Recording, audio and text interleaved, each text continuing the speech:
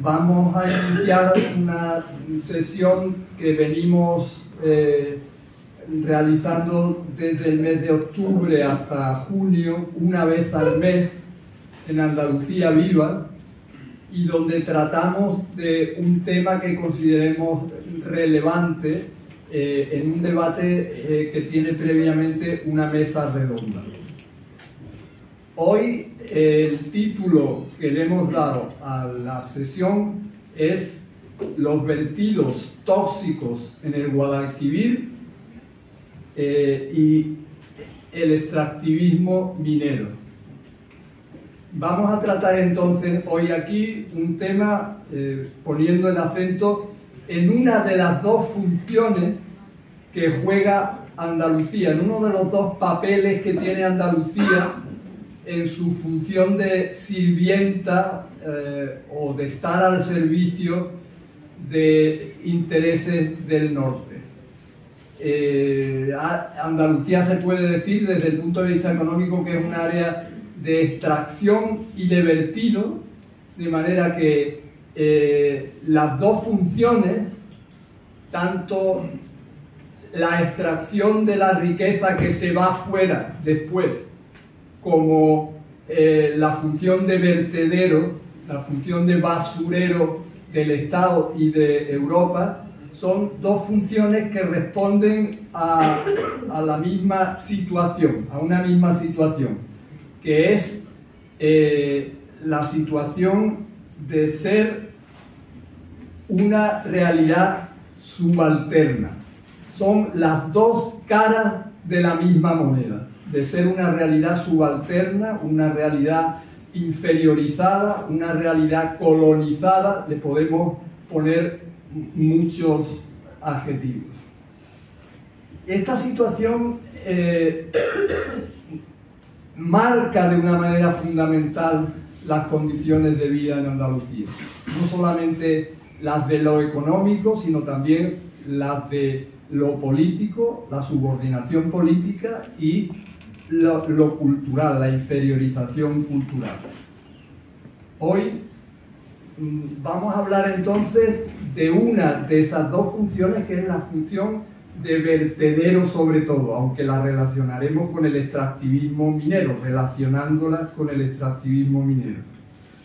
Vamos a hablar entonces de ese atentado que se está perpetrando, que es un atentado que se está perpetrando en silencio, con el silencio de los medios de comunicación y con la connivencia también de los medios de comunicación, con el silencio y la connivencia del sistema político y, por supuesto, con los intereses por delante de las grandes corporaciones multinacionales mineras. Vamos a hablar entonces de una de las consecuencias del extractivismo minero, de los vertidos tóxicos al Guadalquivir.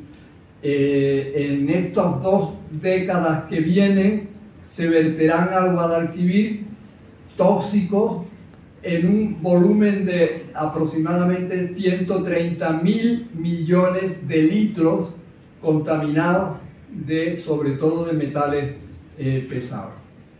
Esto es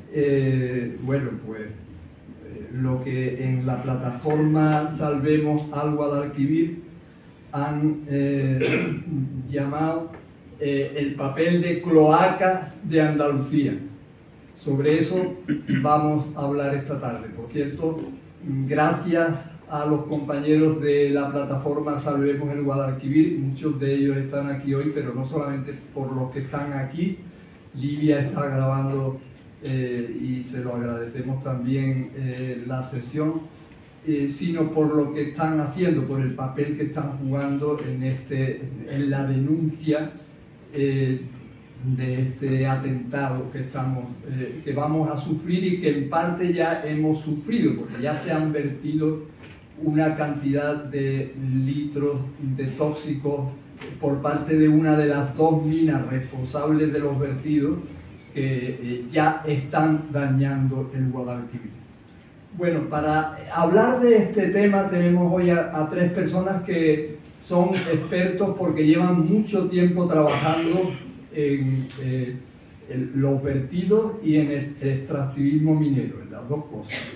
Aquí tenemos a mi derecha a Jesús Castillo, que es profesor de Ecología de la Universidad de Sevilla y que viene trabajando en el estuario del Guadalquivir, analizando su composición, viendo los efectos que tiene y realizando una serie de trabajos de investigación de los cuales aquí tendremos hoy la posibilidad de conocer algunos resultados. A mi izquierda está Félix Talego, que es profesor de antropología, miembro de Ecologistas en Acción y estudioso del extractivismo minero desde hace mucho tiempo, miembro de Alcalaboza Viva también, que le pilla muy cerca de su sitio de nacimiento, y también está aquí María Jesús Beltrán, que hizo su tesis doctoral, es profesora de la Universidad Pablo de la Ville, que hizo su tesis doctoral precisamente sobre Minas Las Cruces, y que nos va a contar entonces hoy esta parte del extractivismo minero. Yo sin más les doy paso, va a hablar primero entonces Félix Talego cuando se quiera.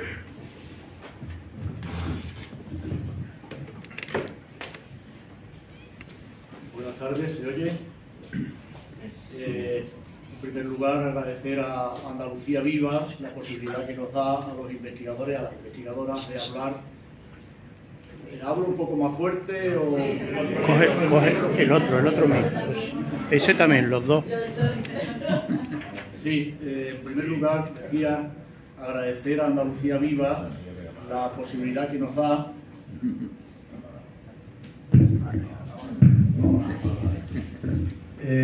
agradecer a Andalucía Viva la posibilidad que nos da a los investigadores e investigadoras que estamos aquí tres, hay más, no muchos más, pero sí algunos más, que venimos investigando los problemas ecológicos que produce la minería de sulfuros, que es la que tenemos aquí. Además, bueno, se ha mencionado a Salvemos el Guadalquivir. Está habiendo recientemente una reacción de la ciudadanía en la medida en que nos vamos enterando de qué va esto de los vertidos al Guadalquivir y de otros proyectos que están en cierre, ¿no?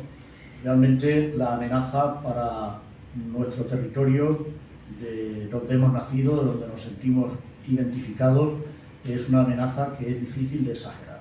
Y solo ha sido posible que lleguen hasta aquí porque han logrado, no del todo, pero sí en buena medida, que todos estos proyectos pasen en silencio y de espaldas a la ciudadanía.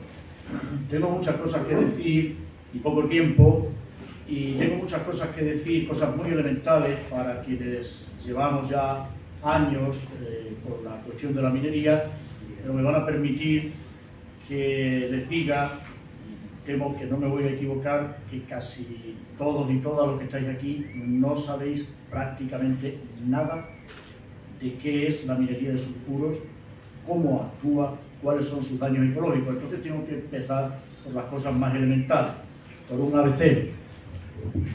El hecho de que la ciudadanía andaluza no sepa qué es la minería de sulfuros, la minería de pirita, cómo actúa, cómo incide, no es una casualidad, no es porque hayamos estado despistados. Hay una estrategia de largo plazo para que quienes estamos sufriendo los efectos directos de esta minería no sepamos que los estamos sufriendo. Entonces tengo que empezar por el principio. ¿Qué son los sulfuros masivos? ¿Qué son los sulfuros masivos polimetálicos? Aquí tenemos un mapa en Andalucía Occidental, prácticamente desde la salida de Sevilla hacia el oeste hasta la frontera con Portugal y adentrándose por el Alentejo portugués hasta el sur de Lisboa, discurre en el subsuelo lo que los mineros llaman la faja pirítica ibérica. Coge, excepto el condado y la costa y el extremo más al norte de las sierras de Sevilla y de Huelva, coge toda esta franja de Andalucía Occidental. Esos puntos rojos que ven ahí son algunas de las minas que se han ido abriendo desde 1850. La faja pirítica ibérica es un cinturón de sulfuros metálicos ¿Qué son los sulfuros metálicos? Los sulfuros metálicos, una manera muy sencilla, pero no distorsionada de explicar qué son los sulfuros metálicos, es, haciendo una comparación culinaria, es como una tortilla de patatas. Pero la base de la tortilla es una tortilla de patatas, pero es una tortilla pétrea, de piedra, de roca, de metales. La base de esa tortilla es el sulfuro, es decir, el azufre, y dentro de la base de la tortilla vienen todo el arco de los metales pesados, desde el hierro, pasando por el cobre, el zinc, metaloides como el arsénico, etcétera, y el oro, el plomo, etcétera, etcétera, ¿no? Entonces, en función del lugar donde se encuentre en esa tortilla, a veces hay más abundancia de cobre, a veces hay más abundancia de cromo, a veces hay más abundancia de zinc, pero en conjunto los sulfuros masivos son eso. Los sulfuros masivos, los sulfuros metálicos, si están aislados del oxígeno, son estables, no presentan ningún problema. De hecho, estaban aquí debajo de nuestro suelo, de nuestra Tierra, desde hace millones de años y podrían haber continuado ahí por otros millones de años. El problema, la generación del problema ecológico muy grave de los sulfuros metálicos comienza cuando entran en contacto con el oxígeno. Solo cuando entran en contacto con el oxígeno y a partir de ese momento. Y a partir de ese momento, si no se es capaz de aislarlos del oxígeno, la contaminación de los sulfuros metálicos continuará. Entonces, el oxígeno, el primer agente oxidante, de ahí la palabra oxidante, y se unen al oxígeno inmediatamente después, según las condiciones ambientales de humedad y otras, que no hay que enredarse aquí a explicar, se unen la proliferación de unas bacterias que se llaman bacterias acidófilas, es decir, que viven en medios ácidos, viven justamente allí donde prácticamente el resto de la totalidad de la vida no es capaz de vivir o rechaza, en medios ácidos y en medios metálicos. Estas bacterias se alimentan de los metales, aceleran el proceso de oxidación y descomposición de los metales, y ese es un proceso que no terminará hasta que no se haya completado todo el proceso de corrosión, oxidación de los metales. Proceso, esto es muy importante, la dimensión temporal es muy importante de entender para calibrar la gravedad de este asunto. Proceso que se va a prolongar por siglos y a veces por milenios, pero que comienza desde el primer momento. Bien, esos son los sulfuros metálicos, y ahora pues tengo ya casi explicado qué es el drenaje ácido de mina. Es la palabra que utilizan también los ingenieros de mina y que utilizan los biólogos, los ecólogos. El drenaje ácido de mina es el proceso por el cual la humedad del agua arrastra los metales que han sido descompuestos y reducidos a polvo de tamaño de micronésimas. Los arrastran, los disuelven, la humedad los arrastra, los disuelve y los lleva a los cauces de agua, desde los arroyos y los barrancos a los afluentes, desde los afluentes a los ríos mayores, de ahí a las arterias hídricas que tenemos aquí. La Tierra tiene también arterias, como la tenemos nosotros, nuestras arterias, las arterias de nuestra Tierra son los ríos. Si los ríos no están limpios, nuestra Tierra no puede estar sana, porque los ríos son los que limpian y los que aportan la vida y los que distribuyen la vida, ¿no? Entonces, el drenaje ácido de mina es ese proceso por el cual los metales son arrastrados. Es muy importante también que sepan, y me temo que casi nadie aquí sabe, no por casualidad, sino porque se les ha ocultado y se les sigue ocultando, que la contaminación, el problema para la vida en general, para la vida humana en particular, por supuesto, de los metales pesados, se acrecienta cuando están en estado gaseoso, cuando las condiciones ambientales o la intervención humana los lleva a un estado gaseoso y se ingieren a través de la mucosa, por los pulmones, o a un estado líquido, están en estado diluido. El metal es el mismo, pero se puede presentar, lo mismo que el agua y otros elementos de la naturaleza, en estado sólido, en estado líquido y en estado gaseoso. En principio, los metales pesados en estado sólido son menos biodisponibles. Ocurre que el proceso de dilución o de precipitación de los metales y de paso a estado gaseoso es reversible. No es como dicen las compañías mineras, que una vez que han precipitado los metales, aquí paz, después gloria, fueron felices y comieron perdices. Eso es mentira. Y claro, el agua diluye, y cuando están en estado diluido, inmediatamente pasan al microplancton y a los microorganismos que hay en el agua, y si el nivel de metales no sobrepasa un cierto nivel, cuando lo sobrepasa, distintos organismos van muriendo y desapareciendo de las aguas. Hay, y están aquí en rojo, tenemos tres colores. El color azul no significa que el río vaya limpio, puede tener otras fuentes de contaminación, significa que no está afectado por drenaje ácido de mina. El color amarillo significa que hay algún grado de afectación por drenaje ácido de mina de esos ríos. Y el color rojo significa que en esos ríos no hay vida, solamente hay bacterias acidófilas. Entonces, no solo el Tinto, también el Odiel y todos sus afluentes principales. Y atención, muy importante, Ribera del Huelva. Tenemos casi en el nacimiento de Ribera del Huelva, lo voy a señalar aquí, la mina de Monesterio, que aunque está ya en Extremadura, vierte al Ribera del Huelva. En Ribera del Huelva, por si no lo saben, hay 3 embalses que forman parte del sistema de abastecimiento urbano de Sevilla. El embalse de Aracena, que está aquí arriba, está señalado, no está afectado por drenaje ácido de mina, pero ya el de Zufre, el de La Minilla y el de Jergal sí, que son embalses interconectados. Dice el relato de las compañías mineras, que es exactamente el mismo relato que han asumido los gobernantes que estuvieron antes en la Junta de Andalucía y los que están ahora, y todo el arco parlamentario, hay unanimidad en todo el arco parlamentario, han asumido una terminología que es oratoria. Yo digo algunas veces que es hasta poética extractivista, ¿no? Ellos dicen que esta minería es restaurable y sellable, y eso es también incierto. La minería de sulfuros no es restaurable, es mitigable y no es sellable. Una mina que se ha abierto no puede realmente revertirse a la situación original de aislamiento total del oxígeno y de la humedad.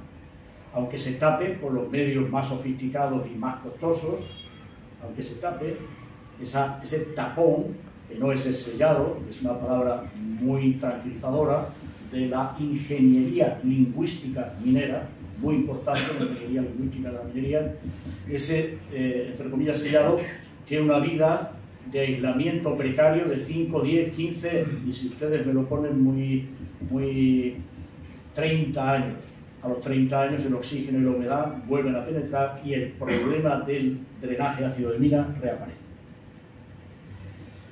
Otra cosa que dicen tanto las compañías mineras, los sindicatos llamados mayoritarios, como todos los partidos del arco parlamentario, es que la minería actual es inocua, ya no contamina merced a una tecnología ultimísima, y aquí es donde realmente las compañías mineras desarrollan toda una poética extractivista de unos términos que realmente son términos hueros, términos huecos, pero que impresionan a los legos y a la gente ignorante que ha venido siendo educada en esa ignorancia.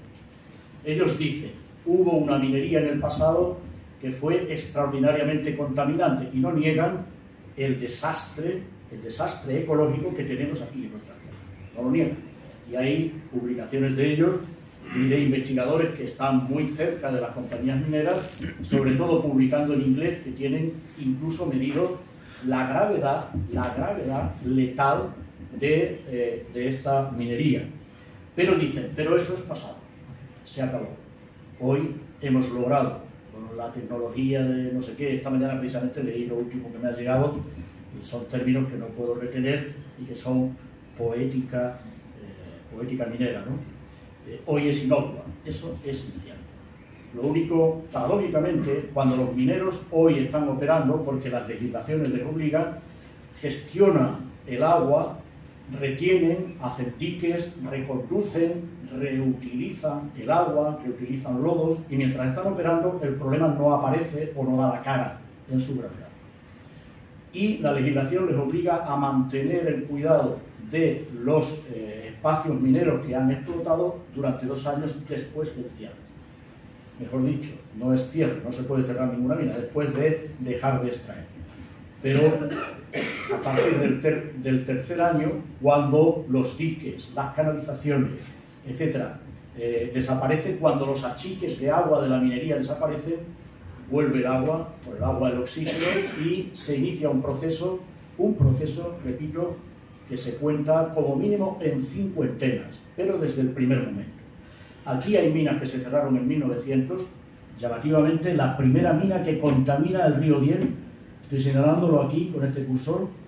Si os dais cuenta, el río Diel, que nace en Aracena, el primer tramo del río Diel está en azul porque no recibe drenaje ácido de mina. La primera mina que aporta drenaje al Odiel es esta que está aquí, se llama Mina Concepción. La mina Concepción se cerró exactamente en 1900. Desde antes de que se cerrara, mejor dicho, desde antes de que se abandonara, estuvo aportando drenaje ácido de mina y contaminando el Odiel. Y atención, desde que los mineros se fueron, y yo no sé qué mineros y qué compañías estuvieron ahí, es una cosa que hay que recuperar ya por los archivos, desde que se fueron ha seguido contaminando el Odiel y sigue contaminando el Odiel. Lleva 120 años contaminando el Odiel. Y atención, en términos de su ciclo de contaminación, esa mina está empezando a contaminar. Esa mina está empezando a contaminar. Y es una. Aquí están señaladas algunas y hay muchas más. Y hay muchas más. Manolo, si me paso, me avisa. Es importante que entiendan que esta contaminación no es un acontecimiento más o menos grave que ha ocurrido por un desastre, un accidente, porque, aunque los mineros digan que sí o que no, cuando operan contaminan, aunque esa contaminación la retengan, pues permanece ahí. No. Esta contaminación no es de un episodio. Por ejemplo, el desastre de la rotura de la balsa de Arnalcollar, quizás el hecho minero más conocido para la ciudadanía en general en Andalucía y en el resto del Estado. El relato que han construido de consumo las administraciones en Madrid y en Sevilla, y las compañías mineras y los sindicatos llamados mayoritarios, es que fue un episodio desgraciado, porque se rompe el dique de contención de lodos de la balsa, que derrama 6 millones de litros, 4 millones y pico de lodo y 1,5 millones de litros de agua letal, con un grado de acidez mínimo y con unas cargas de metales realmente mortíferas, pero que en unos días se logra taponar la rotura del dique y en los meses siguientes, como saben, se retiran los lodos, que se vierten a la corta Arnalcollar, y ese episodio termina. Y hoy en día, si visitan, quizás muchas lo hayan visitado, el corredor verde del Guadiamar, el centro de interpretación, el mensaje subliminal que dice el centro de interpretación es: miren ustedes que incluso un desastre de las dimensiones colosales que fue la rotura de ese dique, logramos revertirlo, y hoy está el Guadiamar, y ahí está, si no, esa proliferación vegetal que están viendo, en mejores condiciones que estaba antes de que ocurriese. Este relato es un cuento que no tiene nada que ver con la realidad. Por ejemplo, me atrevería a decir, me queda un segundo, que levante alguien la mano, si alguien entre el público sabe que en la balsa quedan aún 13 millones de metros cúbicos de lodos y de agua extremadamente tóxica, que continúa contaminando el acuífero aluvial agrio Guadiamar, que es un acuífero que está en contacto con el acuífero Almonte Marismas, ¿no? Esto no lo sabe. Entonces, lo que ha ocurrido en Arnalcollar en el 98 no es un episodio, es una rotura que libera momentáneamente una gran cantidad, pero la contaminación del Guadiamar continúa y va a continuar. Incluso hay algunos de los especialistas que han hecho ahí su carrera, estudiando cómo evoluciona la vegetación. Entre ellos hay quien sostiene que no debía haberse permitido la proliferación de la vegetación, porque esa vegetación está absorbiendo los metales y los está distribuyendo al entorno e introduciéndolos en la cadena trófica. Ahí, si han paseado, aunque los carteles, y ya termino, los carteles se caen y ya no se reponen, ahí dice prohibido pescar, prohibido cazar, prohibido recolectar. No dice prohibido sembrar porque nosotros todos, Hacienda, compró toda la tierra que se vio anegada y que es una tierra que se mantiene envenenada. Muchas más cosas hay aquí, pero quizás en el debate. Muchas gracias.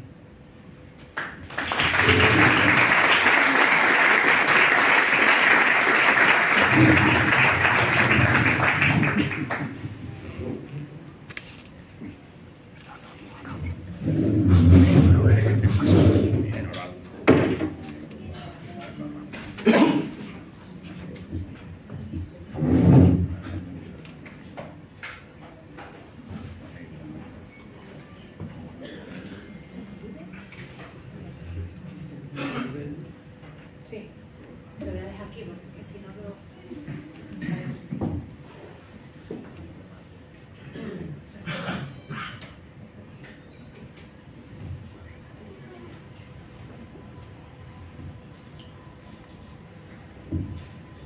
Vale, se ve una presentación. Buenas tardes, muchas gracias a todos por estar aquí.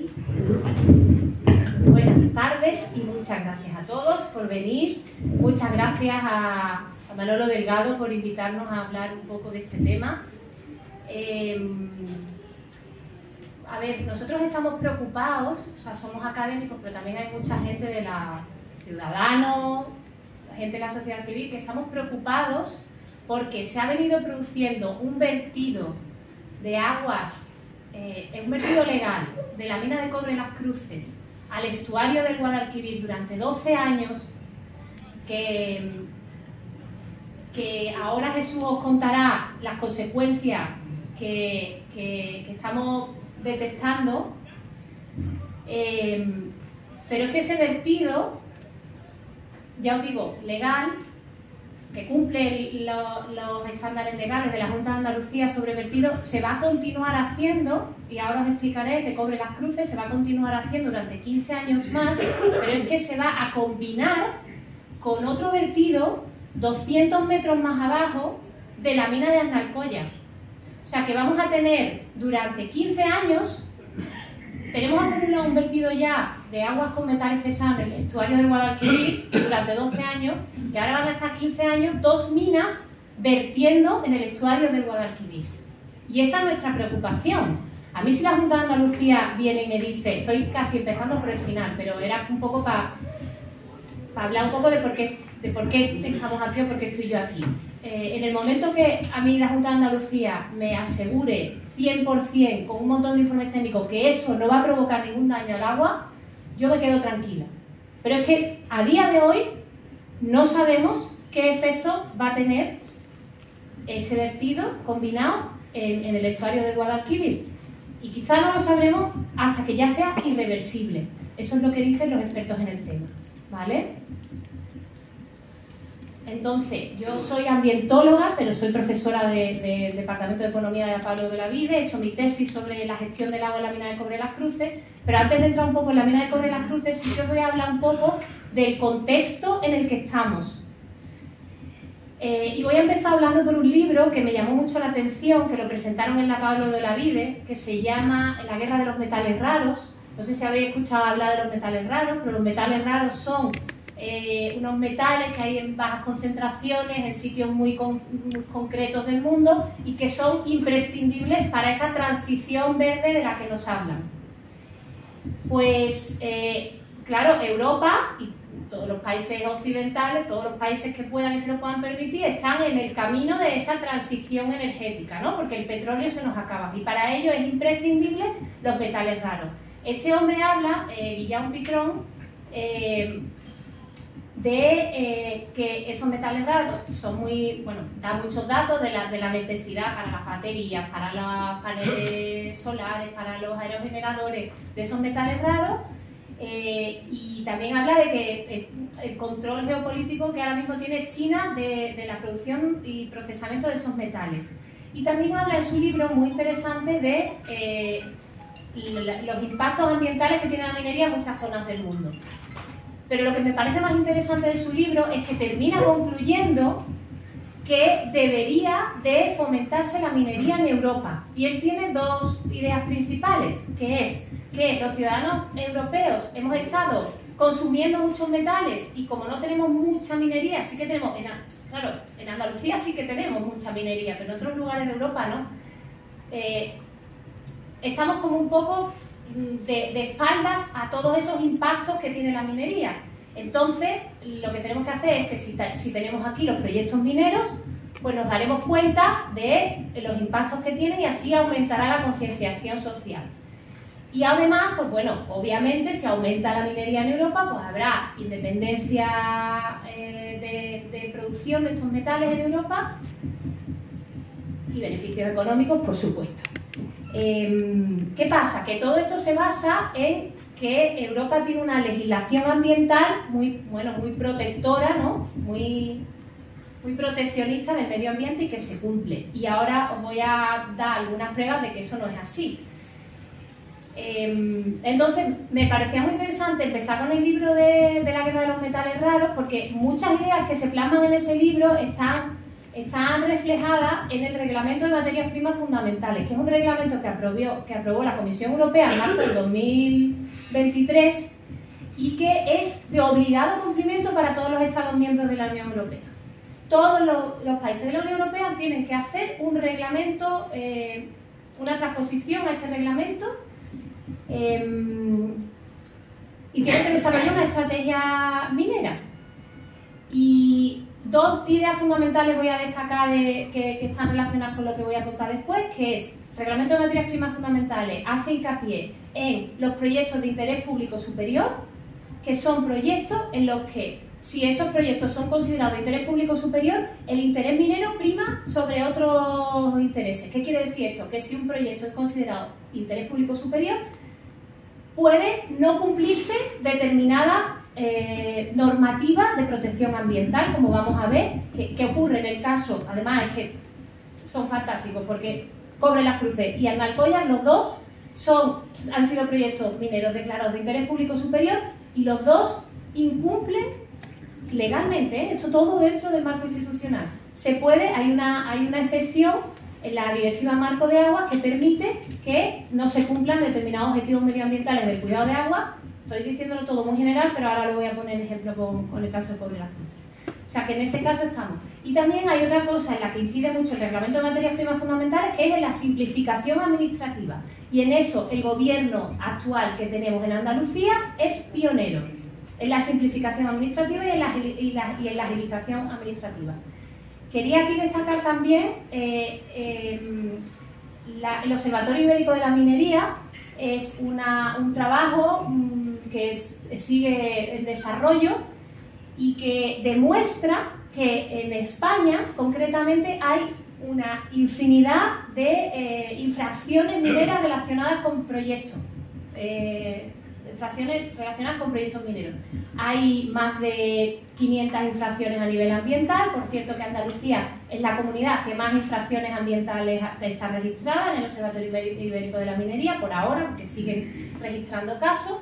Pero tenemos infracciones de otros tipos, de derechos laborales, de evaluación de impacto ambiental, etc.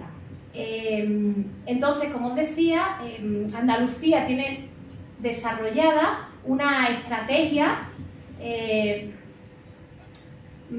se llama Para una minería sostenible, en la que, bueno, pues hay una concreción muy grande, porque hace poco participé en una cosa que se llamaba el segundo foro de la minería, también sostenible, porque siempre se le pone ahora sostenible a todo, sostenible en Andalucía, que era un foro mucho más con empresas mineras y tal. Me resultó muy interesante porque las empresas mineras se quejan mucho de que este reglamento europeo no llega a niveles de concreción que les resulte a las empresas pues, fácil desarrollar proyectos mineros. Pero Andalucía ahora mismo está a la cabeza de esta simplificación administrativa de proyectos que hace mucho más ágil que un proyecto minero se desarrolle. Y bueno, como decía, lo del tema del interés público superior, ¿no? Otra cosa interesante es que también en Andalucía se han convocado, como ejemplo también de esa apuesta por la minería, en Andalucía se han convocado concursos para que se hagan sondeos en muchas zonas de Andalucía para abrir nuevos proyectos mineros. Se han convocado aquí pone más de 300, pero son más de 450 contando con la provincia de Huelva. Entonces ya de ahí un poco de hablar del contexto europeo que está marcando la hoja de ruta y de cómo en Andalucía estamos encaminados hacia ese desarrollo minero. Os voy a hablar del proyecto de Cobre Las Cruces, que muy rápidamente, por si no lo conocéis, lo tenemos aquí al lado de Sevilla, está entre los municipios de Gerena, Guillena y Saltera, no sé si se ve por ahí, pero bueno, vierte en el estuario del Guadalquivir a la altura del municipio de La Algaba, ha tenido una fase a cielo abierto que ha durado desde el 2009 hasta el 2021 y es un ejemplo, o sea, Cobre Las Cruces a mí me resultó súper interesante y lo sigo estudiando porque es que es un caso, es el ejemplo de infracciones medioambientales. Habréis escuchado durante años las noticias sobre las denuncias a Cobre Las Cruces. Lo más llamativo de este proyecto minero es que tenía y tiene el yacimiento minero, lo que es interesante explotar, estaba debajo de agua. Entonces, ¿qué tuvieron que hacer al principio de todo, antes de empezar a explotar mineral? Esto a cielo abierto. Bajar el nivel freático del acuífero con un sistema que ellos le llamaron sistema de drenaje de reinyección, que es intentar en la corta, que es la zona esa central, que no haya agua y reinyectar el agua en otra parte del acuífero para que acercarse al mineral y que el mineral no entre en contacto con el agua, porque entonces se produce lo que dice Félix, drenaje ácido de minas. Eso, en el primer momento que empezaron a utilizar, o sea, a ponerlo en funcionamiento, falló. Entonces esa mina, desde el 2008 al 2009, estuvo parada por la Junta de Andalucía. Esa mina ha hecho una inversión muy grande en el sistema de ósmosis inversa porque este sistema nunca ha llegado a funcionar bien. Y a partir de ese fallo que tuvieron, han tenido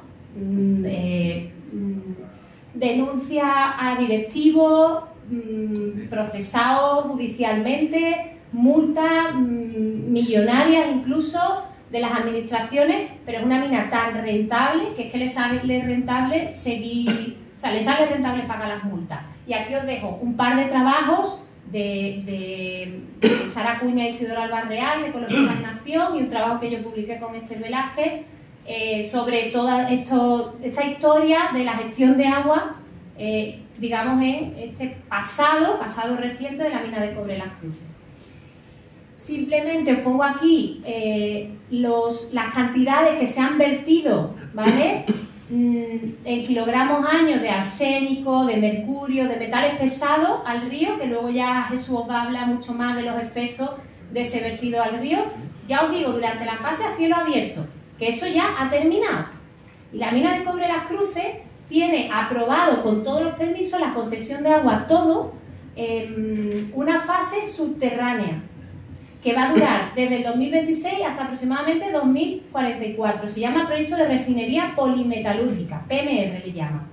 ¿Qué pasa? Que para que esa mina funcione necesita muchísima más agua. Entonces le han concedido la Confederación Hidrográfica del Guadalquivir le ha concedido mucho más cantidad de agua para poder usarla en la mina.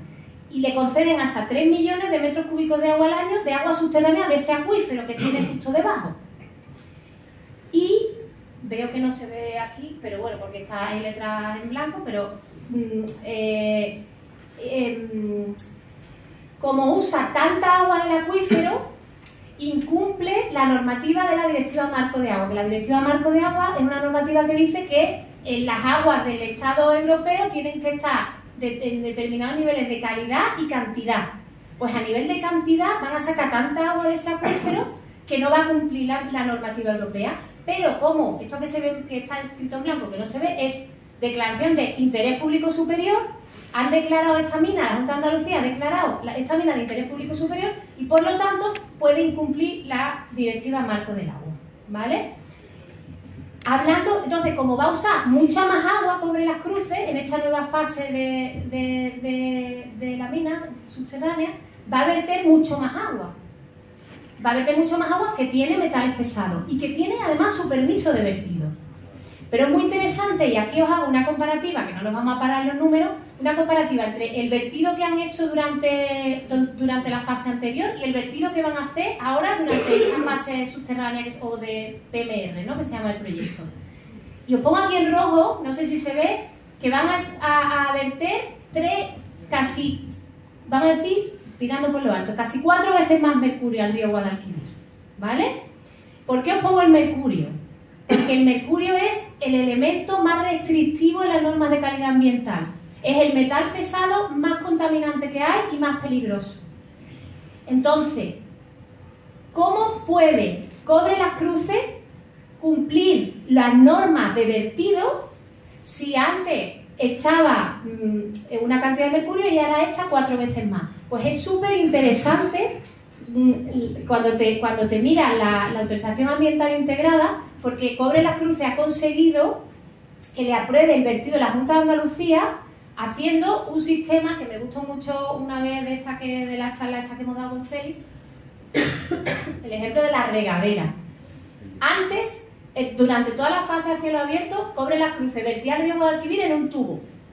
Previamente tratado, vertía el río Guadalquivir en un tubo. Y ahora lo que hacen es que van a verter, porque claro, ese tubo vierte al río Guadalquivir y luego hay unos sensores a una cierta cantidad de metros, no me acuerdo bien, pero creo que son 2 metros, 50 metros y 100 metros, o 20, 50 y 100, sensores que miden la calidad de agua, cuántos metales pesados está vertiendo, porque eso se tiene que controlar.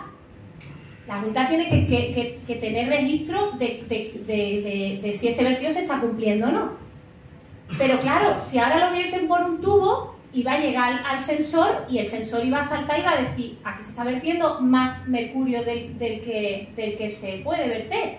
Entonces lo que hacen ahora es lo diluyen por un sistema de difusores, que es como una especie de regadera, que lo que hace es que el metal se diluya y entonces así los sensores no van a ver tanto metal acumulado, pero el metal lo están echando.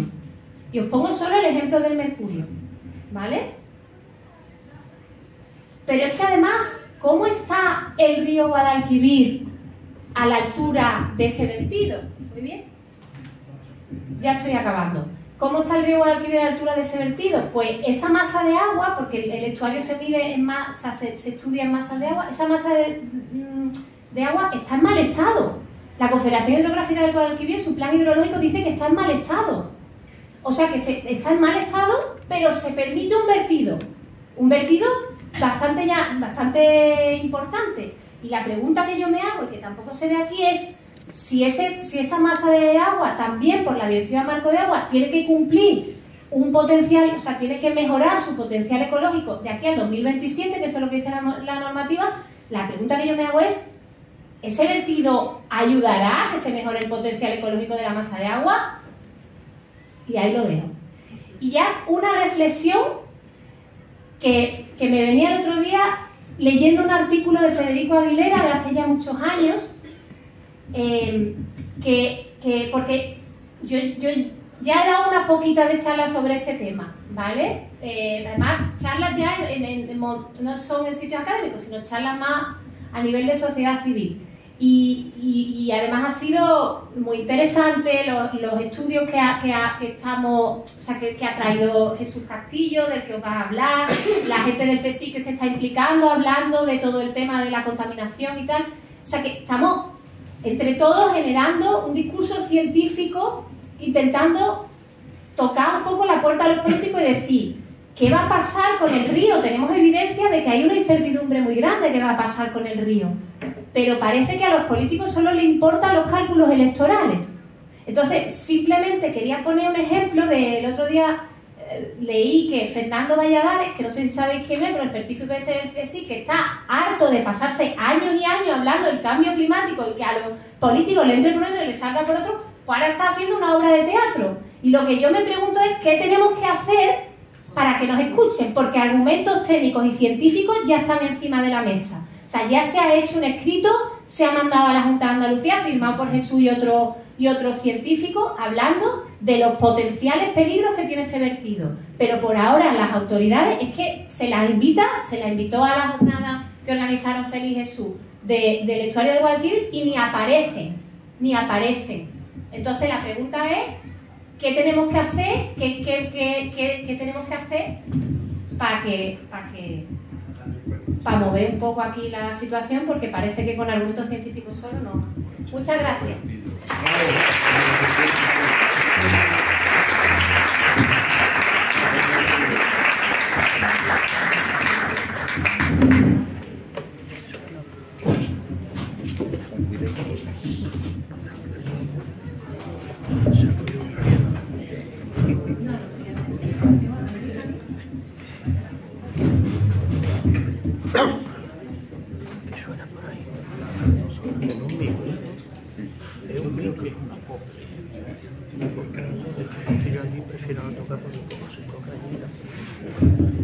Bueno, muy buenas tardes, que lío de micrófono.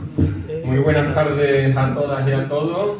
Soy Jesús Castillo, profe de Ecología, y quería agradecer antes que nada a Andalucía Viva por haberme invitado a hablar en este acto.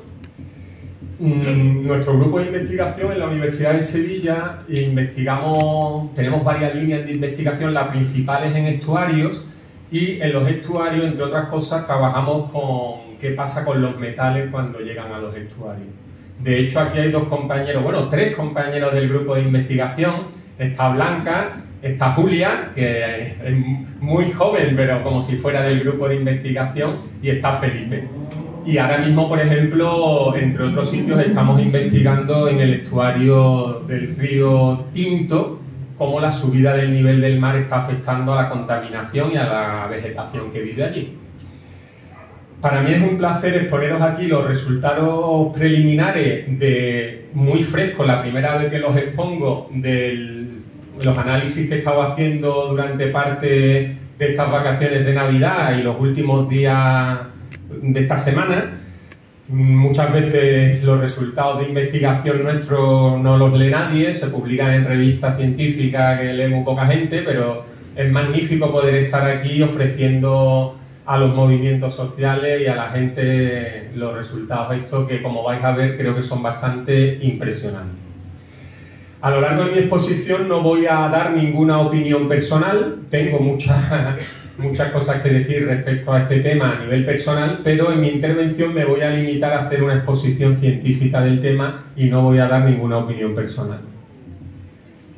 Bueno, pues lo que voy a exponer es las consecuencias, parte de las consecuencias, porque todavía no nos ha dado tiempo a analizar todo, parte de las consecuencias que está teniendo actualmente el vertido que empezó a finales de 2008 de la mina Cobre Las Cruces en el estuario del Guadalquivir. Y me voy a centrar en los sedimentos del estuario, es decir, en los lodos, en los fangos que están en las orillas y en el fondo del río. Bueno, como he dicho, la mina Cobre Las Cruces empieza a verter a finales de 2008 y fijaros, ahí tenemos algunos datos. Vierte 9 hectómetros cúbicos al año, como tiene permitido como máximo, y eso haría, según las concentraciones máximas autorizadas, que llegaran a las aguas del estuario del Guadalquivir 360 kilos de zinc al año, 90 kilos de níquel, 45 de arsénico, cobre y plomo, 9 kilos de mercurio, etcétera, etcétera. O sea, tenemos un vertido de cientos de kilos de metales cada año al estuario del Guadalquivir.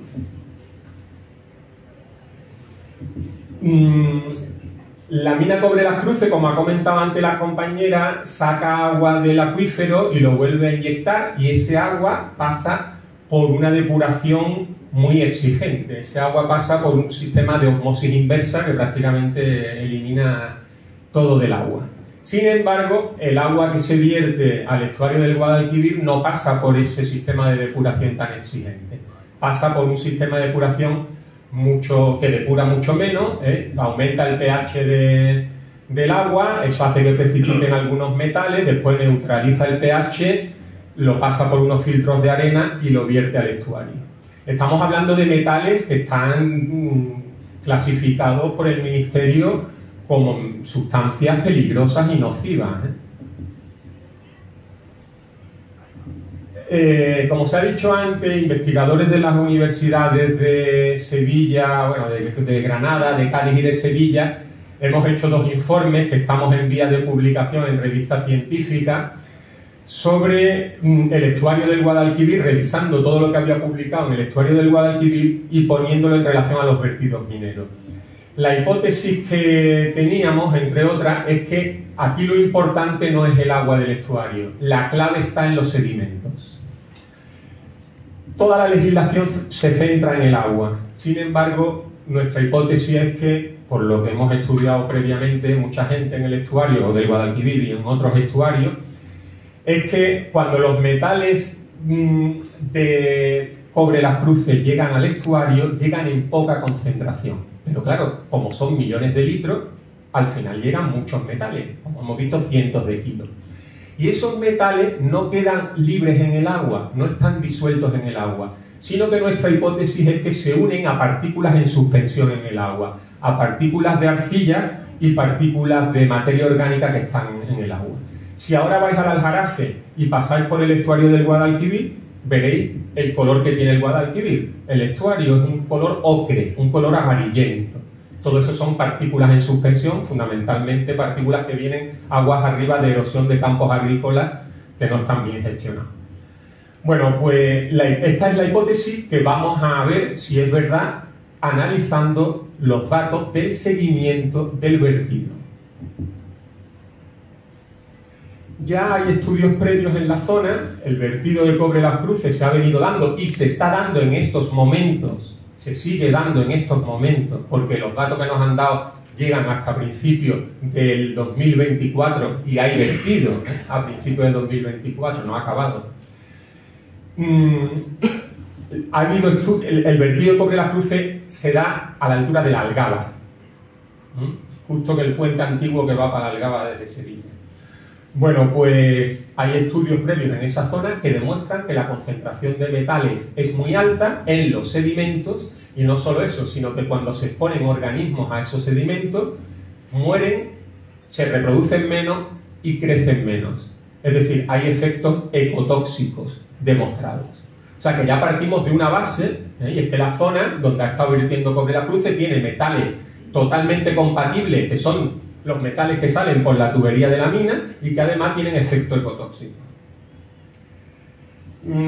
Los datos que tenemos y que estamos analizando son datos que hacen empresas contratadas por la mina, empresas que van en barco y muestrean en 5 puntos.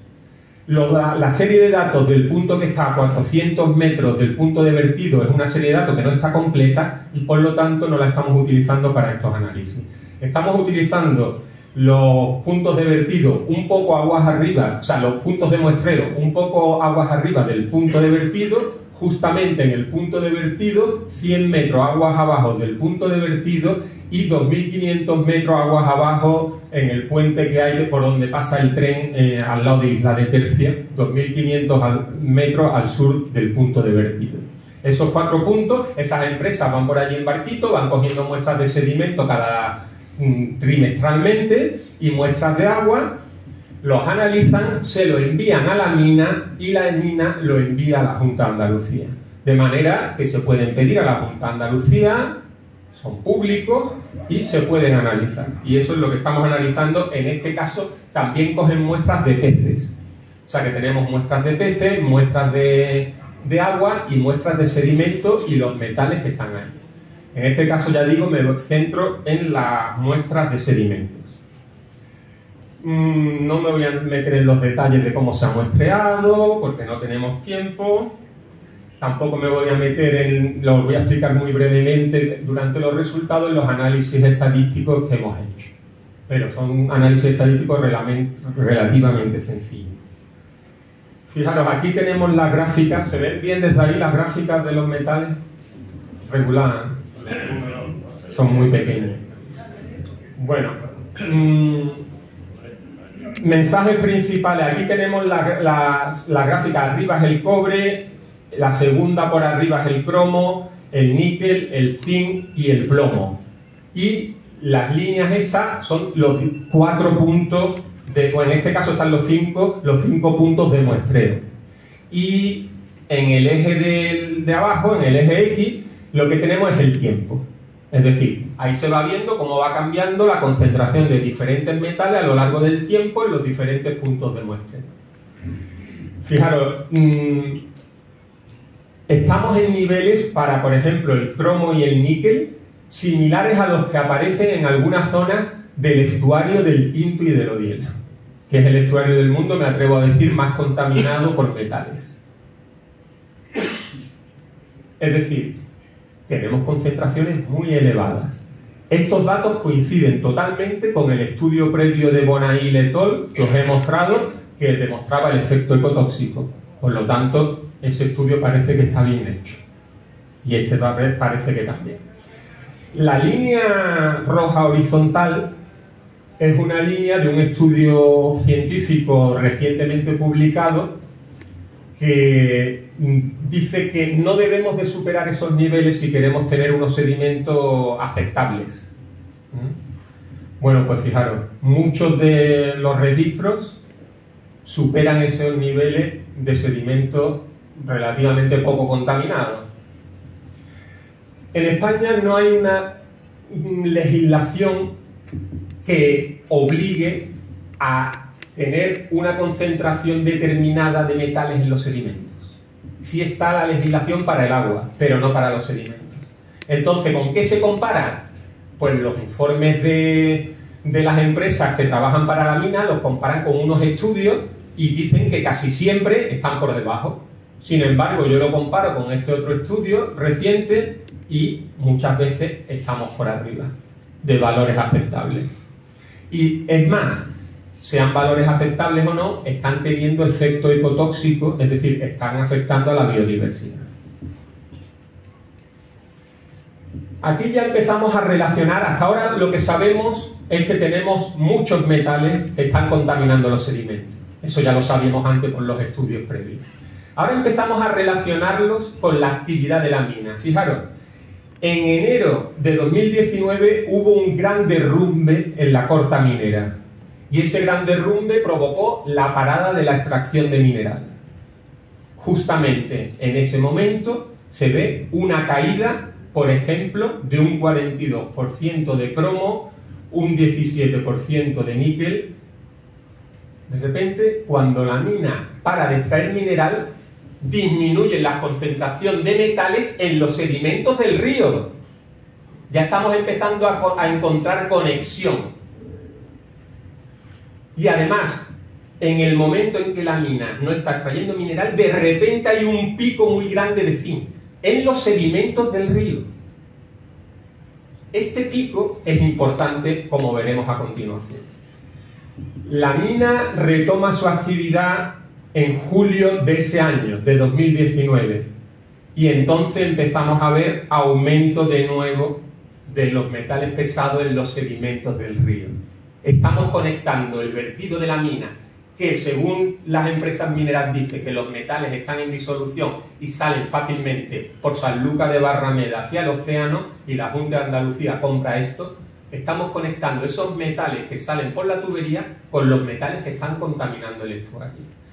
Hay un momento, y es la línea naranja, esta o amarillenta vertical, en el que la mina de Cobre Las Cruces empieza a sacar minerales de escombreras, de restos que estaban allí, que se habían ya utilizado, pero ahora dicen, bueno, ahí todavía queda mineral, vamos a sacarlo. En el momento en que empiezan a sacar, a tratar esas escombreras, empieza a aumentar la concentración de metales en los sedimentos del estuario. Es decir, se relaciona claramente la actividad minera con la contaminación en el estuario.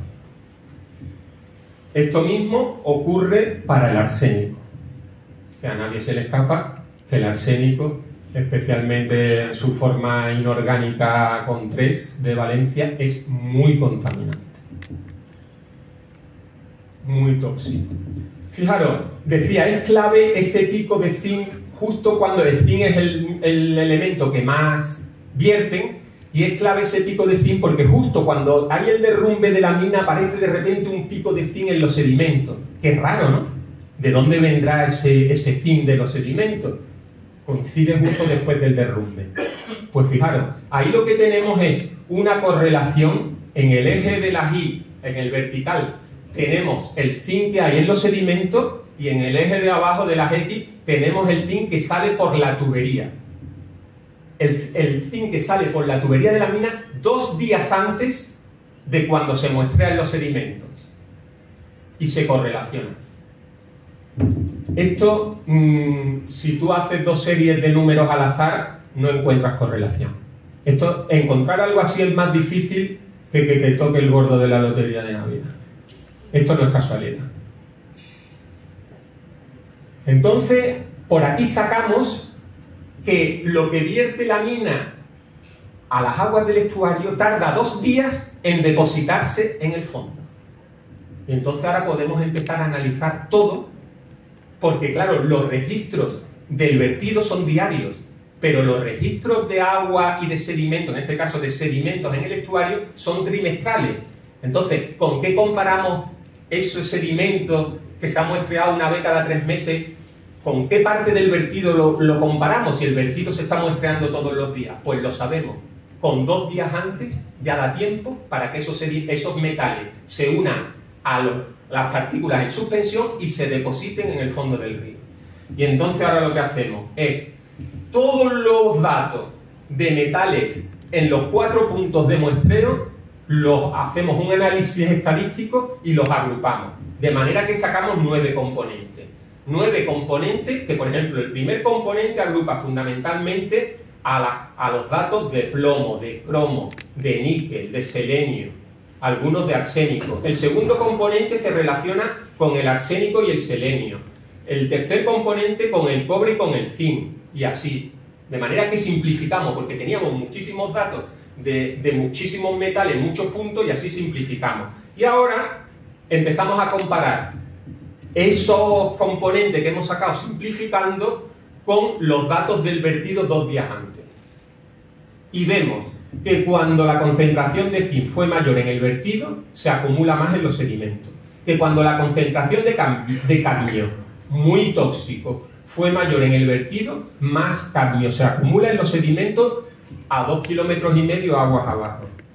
Vemos, y voy rápido porque no tengo tiempo, que cuando la concentración de amonio, es decir, un agua con poco oxígeno, es mayor en el vertido, se acumulan menos cadmio, menos cromo, menos níquel y menos plomo en los sedimentos. Y da la casualidad que sabemos por estudios científicos previos que cuando el agua tiene poco oxígeno, estos metales están muy disueltos, por lo tanto, coincide con que no vayan a los sedimentos. También vemos que cuando las aguas del vertido tienen menos oxígeno, aumenta la concentración de selenio en toda la zona de vertido, que coincide con que cuando las aguas tienen menos oxígeno, el selenio está menos disuelto y por lo tanto tiene sentido que vaya más a los sedimentos. Aquí tenemos otras 2 relaciones que relacionan directamente el agua del vertido, no me voy a parar porque ya he agotado el tiempo, que relacionan el agua del vertido con los contaminantes que llegan a los sedimentos. Por lo tanto, tenemos múltiples evidencias indirectas, sí, son evidencias indirectas, no estamos siguiendo al metal desde que sale de la tubería hasta que va al sedimento, pero son múltiples evidencias indirectas e independientes que demuestran, y ahora sí podemos decir que nuestra hipótesis era cierta, que la mina Cobre Las Cruces viene contaminando los sedimentos del estuario del Guadalquivir desde que empezó. Y además con efecto ecotóxico. Y además también podemos decir que la Junta de Andalucía no está vigilando correctamente, oiga. Porque este trabajo que estamos haciendo nosotros debería de estar haciéndolo la Junta de Andalucía y debería de haber saltado la alarma mucho antes. Estos datos demuestran que se está incumpliendo el plan hidrológico del Guadalquivir, que es una ley. Porque el plan hidrológico del Guadalquivir dice que la calidad, incluyendo a los sedimentos de esta zona del estuario, debe de mejorar y está empeorando. Por lo tanto, si hay aquí alguien de derecho ambiental, tendríamos que plantearnos si esto se puede llevar a la Fiscalía porque se está incumpliendo una ley. Muchas gracias.